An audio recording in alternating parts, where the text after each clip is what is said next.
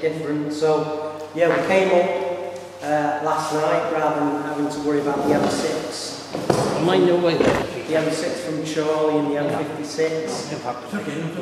stayed just 10 minutes down the road. And the, is it the Beaufort or Beaufort? Park Hotel. So yeah, because that M656 will probably be a nightmare this morning. It is. So yeah, and then this afternoon, well, this evening we're at D-side. I've got a demo there. So yeah, we came up last night and had a great night. So yeah, I'm sure you're all aware that I'm blind and I'm not partially sighted. I'm totally blind, black blind. So I went blind nearly 11 years ago. Over a period of 4 weeks from an infection called toxoplasmosis. Woke up one morning with blurred eyesight, 4 weeks later totally blind. The retinas had been eaten away from the infection. I'd picked up from animal feces as a kid, you think, on the park. So that's pretty much, and I dealt, you know, the first year was rehabilitation and social work and sensory teams and using your long cane, and then the anxiety hit, and for 4 years I was having hallucinations, panic attacks, being sick, muscle spasms. It's just because the brain is trying to process so much, and it's, you know, it's a huge shock. So yeah, I was really pretty ill for 4 years, and then I decided that I wanted a vampire steak, coming from Salford. Everyone loves a good vampire steak. So yeah, it's because I'm a huge horror film fan. So I wanted a vampire steak, didn't want to just whittle a piece of wood out the garden, wanted something a bit more artistic, a bit more Hollywood really. So I listened to YouTube for 600 hours. So that was, I was serious about it, and I knew it'd have to be serious. So that was sat with my laptop 6 hours a day for about 6 months, something like that. And assimilating as much information as I could about wood turning, equipment, tools, sharpening, sand, the whole thing.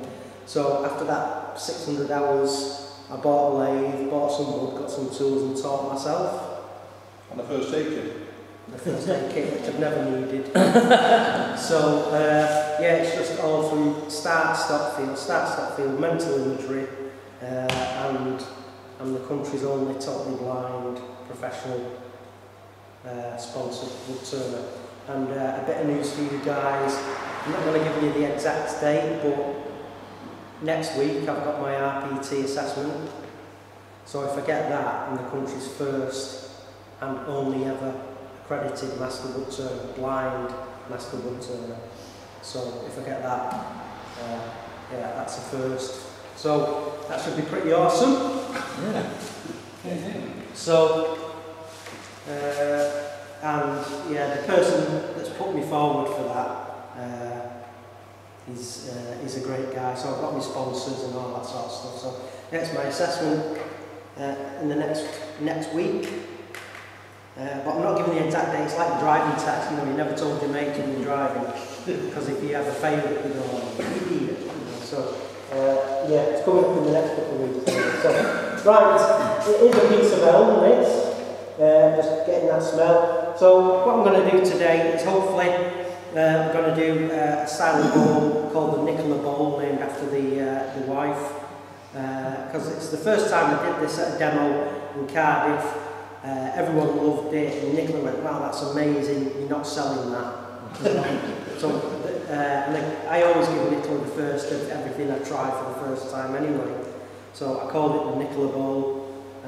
So it involves turning, obviously, power carving, a bit of airbrushing, some gilting, showing, you know, the skill set and showing what, you know, you're truly capable of, even with a severe disability, if you put your mind to it. So yeah, I'm just getting my head in the game before we started.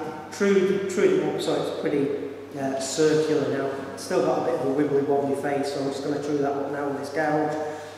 So off we go. Are we ready? Yep. Yeah. Right.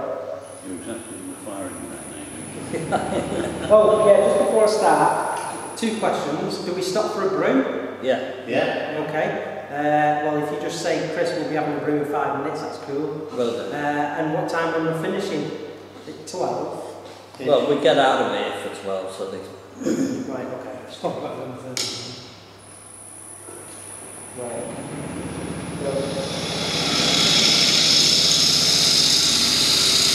Take this off.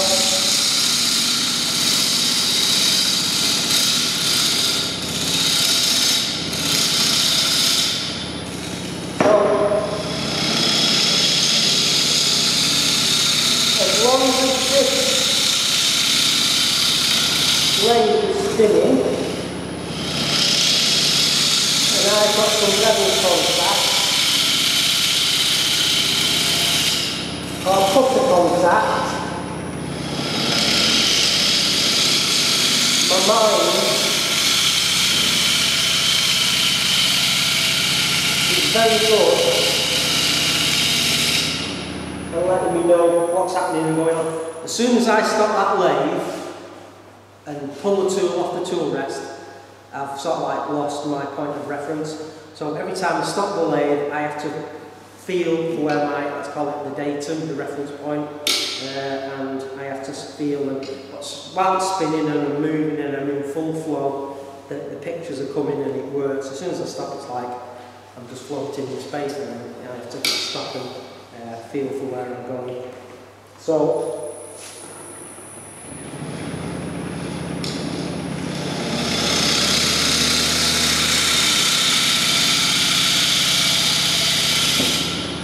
I'm feeling pretty decent at that now.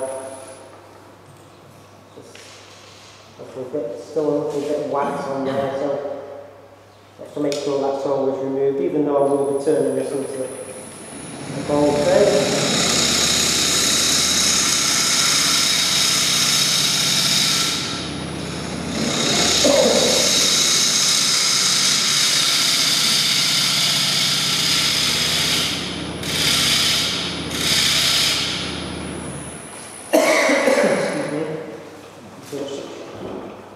Have a feels like that's gone now.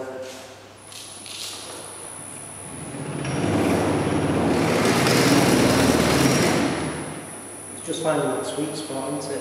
Yeah.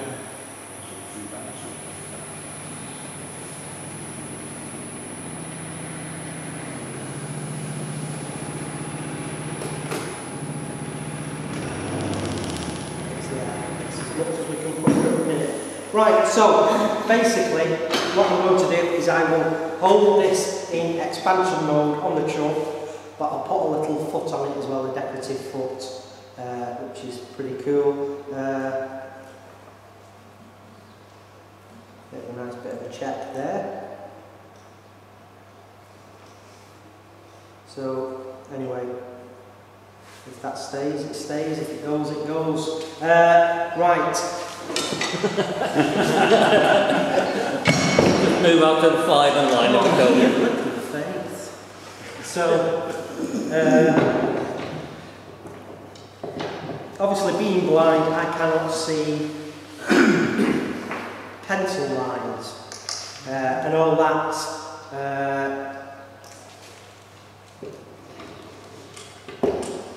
You know, with the dividers trying to do that, and don't catch it on the right side, or whoa, that's just way too dangerous. So I've got this little wooden disc here. That's going to give me the size of my mortise for the jaws that I've got fitted to my chuck. So it's just, you know, that old saying, necessity is the mother of invention. You know, me finding an alternative to a pencil. So what I do is just, obviously,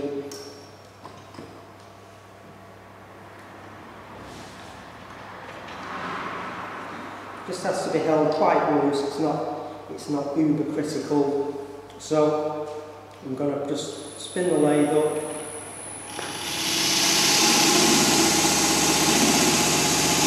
I'm using that scratch awl, that's giving me now a tactile marker. So, in lieu of pencil.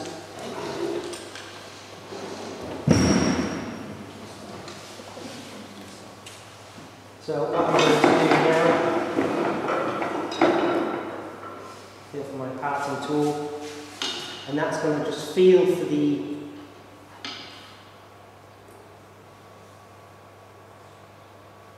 score line, hold it in place, and I've got it at an angle. So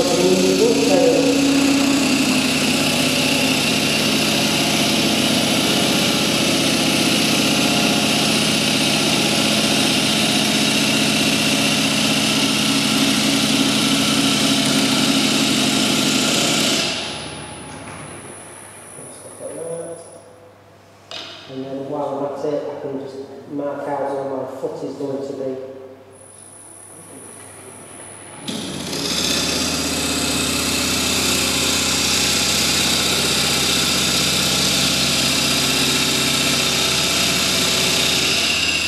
Give myself a bit of wiggle room.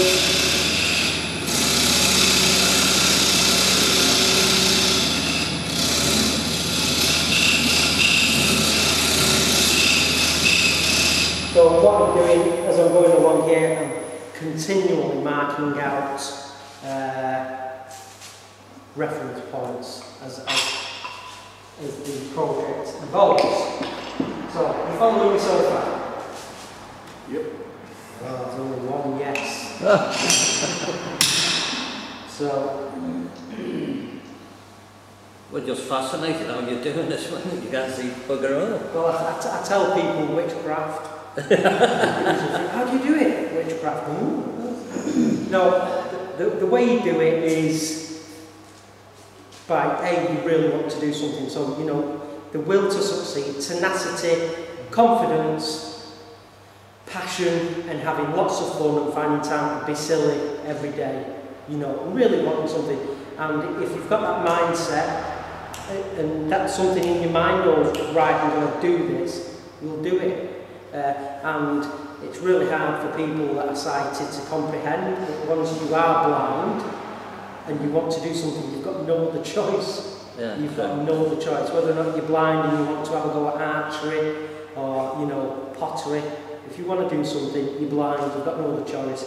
You know, with a severe life-changing disability, you've got two options: either sit in a room all day and let someone wipe your backside, or you decide to kick life in the arse yourself. So I chose the latter.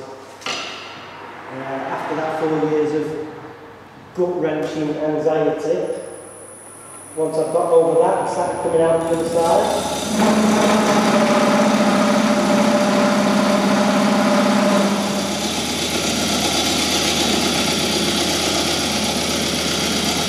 So we're just slowly hopping this out.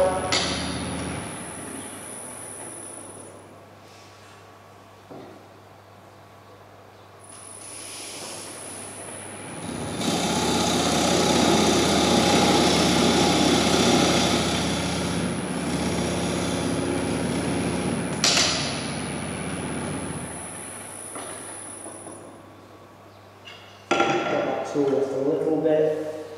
So continually processing what's going on, feeling, starting, stopping.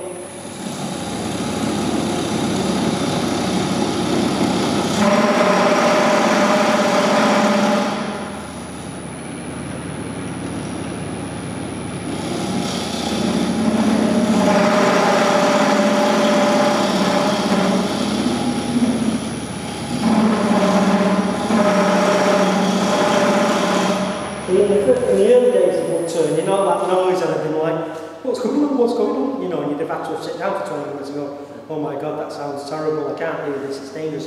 But when you begin to learn that it's just harmonics and we're on a bit of a wobbly table and things like that, you go, fair. Presumably, because you're stopping more often than the average guy to feel your way around, you want a lathe that spins to a halt quite quickly. Because, you know, mine where it goes runs on for bloody ever. Yeah, that's the beauty of all this inverter technology. You know, it can, you know, the computer's controlling everything, but also the beauty of me having to start and stop, you know, when people say, you've still got all your fingers, stop me killing me. So the beauty is, start, stop, feel, makes me inherently safe. Now I know that you guys, back in your workshops at home, the lathe spinning and you're moving the damn thing, you're giving it all this, because you can see, and oh yeah, you know, going 3,000 RPM, you go over in, get a tool, and it's still spinning, you're like, yeah. I can't do that. Remember I said as soon as I move away from that lathe, I've lost all reference. So because I stop a lot and feel a lot, I'm inherently safe by the process. So yeah, that's, but if I was sighted and there was a wood turn, of course I'd leave it all spinning and moving. Of course I would. You get confident and you get used to your abilities and what you can get away with. So, is that saying your workshop, your work?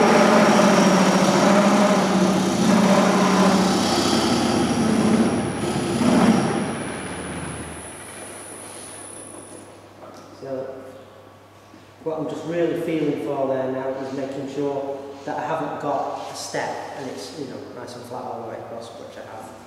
Because I'm just sort of like doing that plunge cut. And of course you could do this with a gouge, which I can, hand tool, scrapers, people use different things to do this process, but... Tell you one thing that's getting me, Chris, is when you're stopping it and you're feeling it with your hand, yeah. I'm frightened your fingers are going to go capitalist high to the tool rest. Yeah. Well, that's why you have to just let it, you know, either stop or completely stop. Obviously, if I tried to do that and it still had all the energy and torque, you'd de-glove your fingers and you're talking a huge problem there then. So, start, stop, feel, start, stop, feel. So,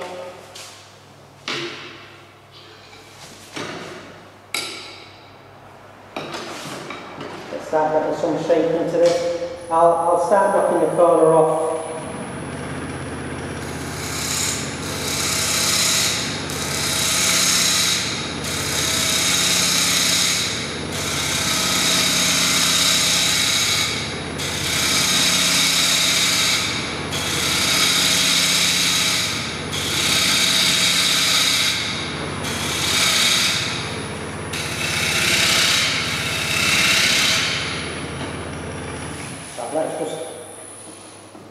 Let's just get this down.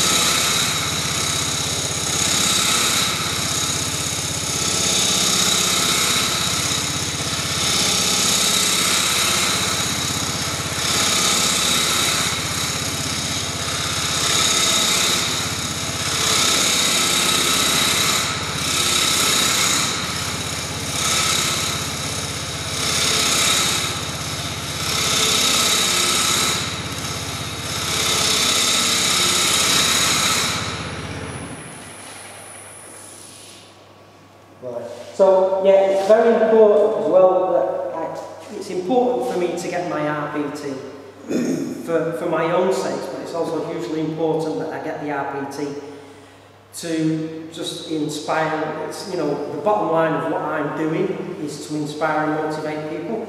I could have been very happy just doing YouTube videos in my workshop with the odd commission.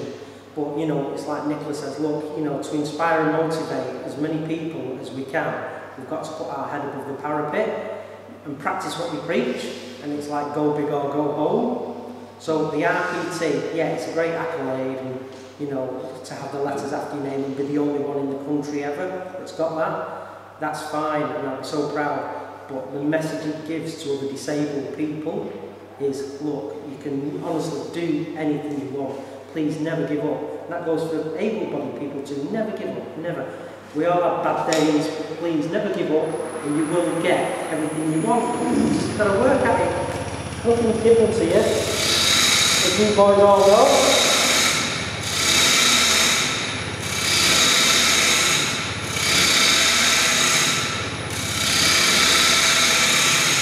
Because the greatest of respect, it sounds like you boys are a lot wiser than I am.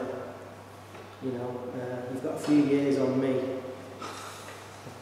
With the greatest of respect, I say.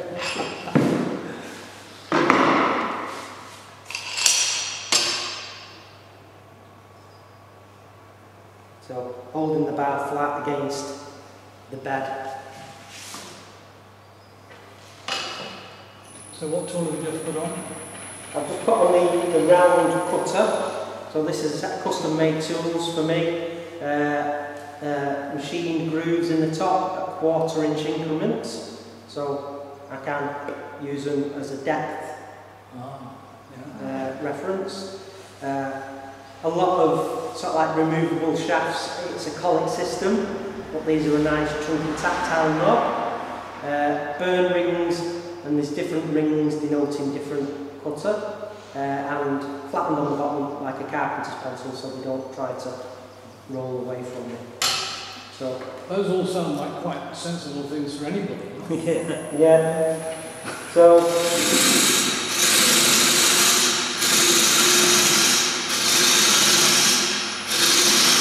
let's see if we can.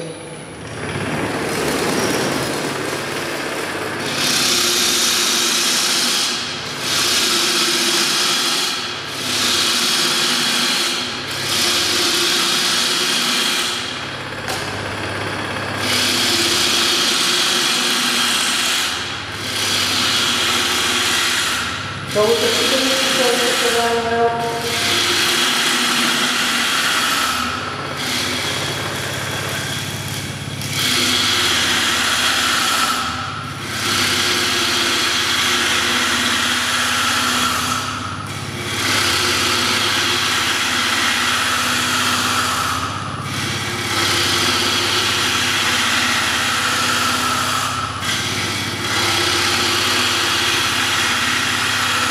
So we're beginning to take this around.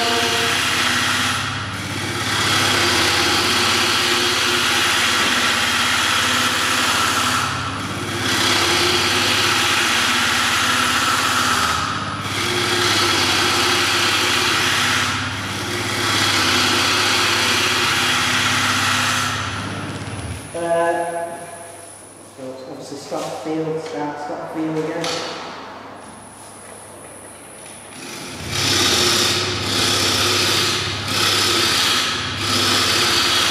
So we're going to go through now elegant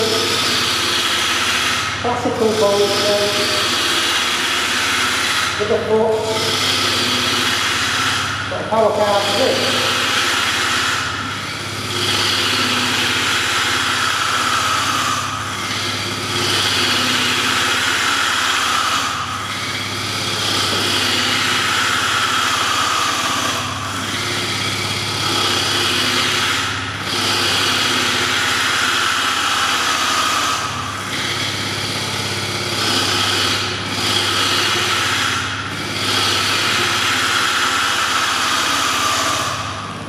So, stop, start, feel, stop, start, feel. Now those inclusions are playing a huge part in this sort of like still being unbalanced, because obviously those might go, you know, reasonably deep, and so you've got that instability within the wood. So it's things like that that I feel, and I can feel that it's got those inclusions, and of course I can feel it under the tool. This character, so to say.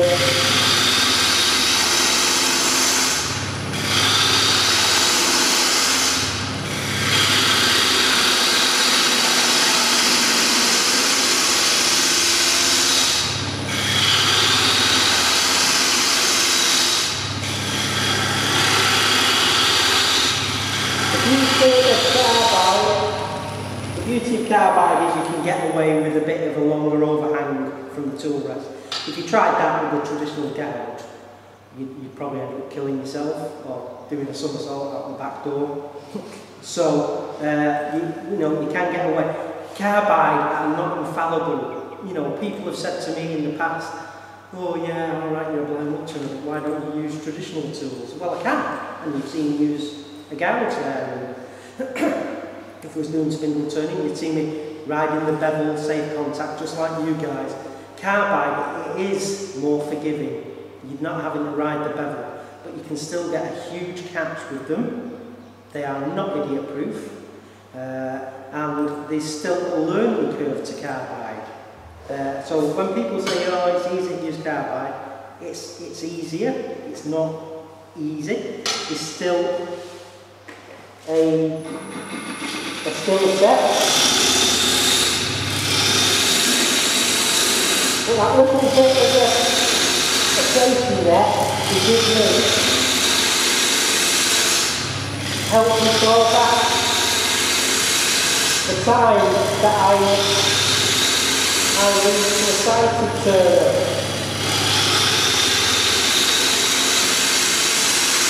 So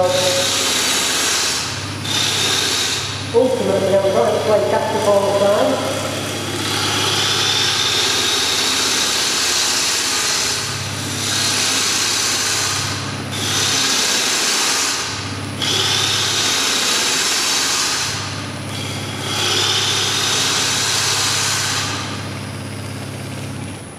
So, yeah, they just carbide, you claw me back a bit of time, which is nice, because when I do get a commission, or especially on demos where you know you are under a bit of a time constraint, they just help me work a bit quicker as well, because I'm not having to worry about bevel contact so much.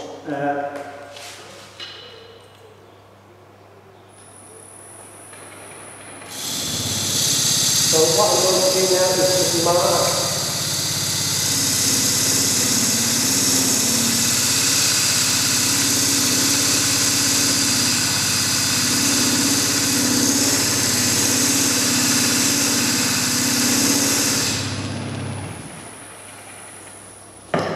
Just keep doing that.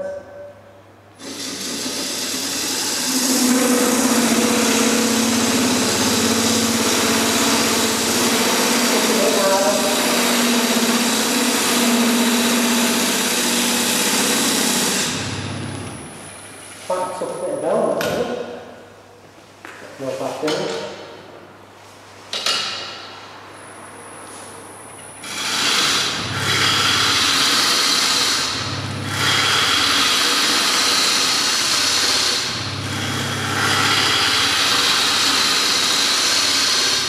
So quite a thick rim I've left on that.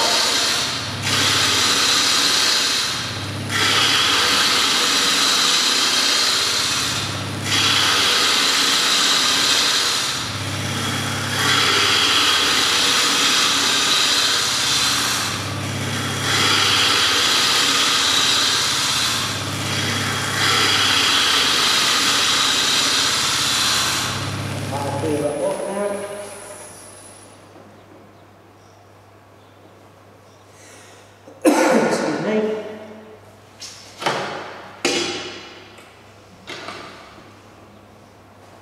You need a reasonably thick rim because we're going to power carve that. So if it was only thin, by the time you power carved it, you've lost it all. You need that extra bit of meat left on it.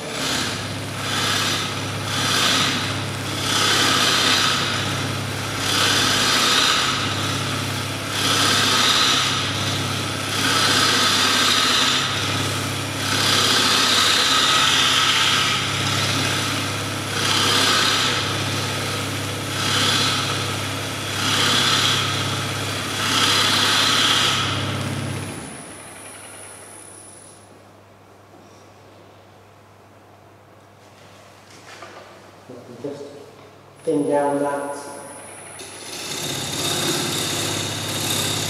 foot a little bit.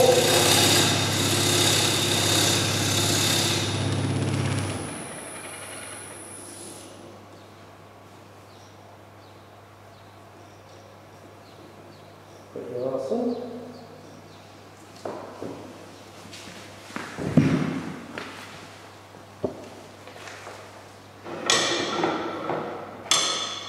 And then you all know Tracy Owen, don't you? Yeah. I'm guessing you do. So these are Tracy Owen's fine finishing tools.